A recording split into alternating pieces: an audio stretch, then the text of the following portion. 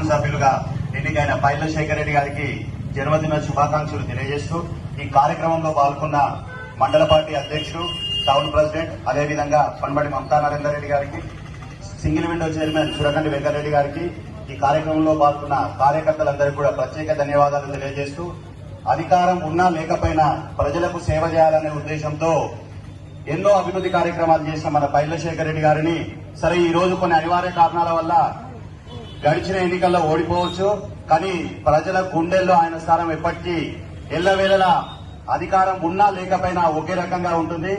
ప్రతి గ్రామంలో కూడా ప్రతి పౌరులు కూడా అనుకుంటున్నారు మనం పైలశేఖర్ రెడ్డి గారిని ఓడించి తప్పు చేశామనే భావనలో ప్రతి కార్యకర్త కూడా ఉన్నాడు.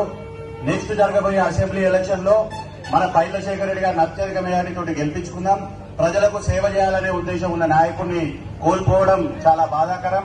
కానీ అధికారం ఉన్నా లేకపోయినా ప్రజాసేవ చేయాలనే సంకల్పంతో ఉన్న పైలశేఖర్ రెడ్డి గారికి ఆ భగవంతుని ఆశీస్సులు ఎలవేళలా ఉండి రేపు జరగబోయే ఏ ఎలక్షన్లలో కూడా ఖచ్చితంగా అధిక మెజారిటీతో గెలుస్తాడు. ఇంకా ఉన్నతమైన పదవుల్లో మన అన్న పైలశేఖర్ రెడ్డి గారిని చూడాలని మేమంతా కూడా కోరుకుంటున్నాం. ఆ రకంగా దేవుడు అతనికి ఆయురారోగ్యాలు కల్పించాలని కోరుకుంటూ ముందు ఇలాంటి పుట్టినరోజులు ఎన్నో జరుపుకోవాలని ఆ భగవంతుని కోరుకుంటున్నాం.